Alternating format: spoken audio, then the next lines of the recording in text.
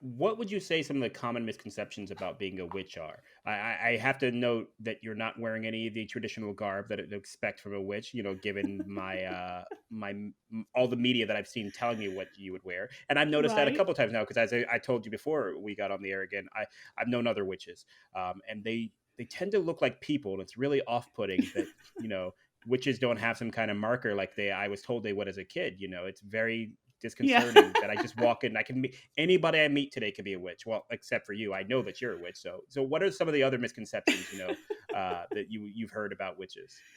One of them, one of them is the one that we mentioned before, that basically all witches are Wiccan. That is a Mhm. huge one, and so that one we kind of put to rest a little bit.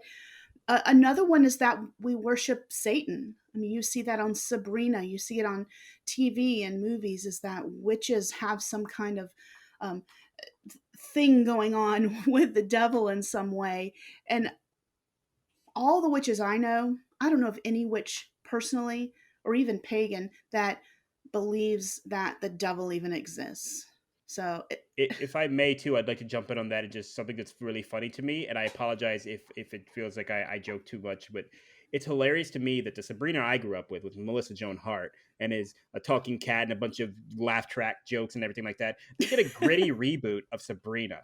They did, and again, maybe that's more true to the core source material or something like that. But I think it's hilarious that we got a gritty reboot of Sabrina from Caroline Ray and Melissa Joan Hart and all those people and everything like that to now a not Satan worshiping show, but where Satan is heavily involved in the theme of that. I think it's yeah. pretty funny to me that we get gritty reboots for everything now.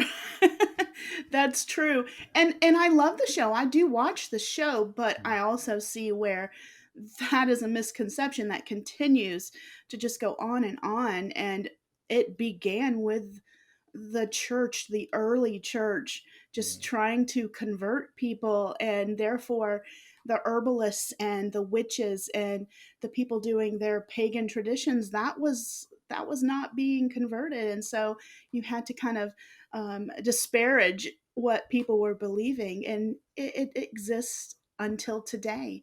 And I don't have a pact with the devil or anything like that. I don't go out and worship the devil. I don't even worship nature. That's another one. I Mhm. revere nature. I honor nature. I see nature and myself above, below, as all connected together.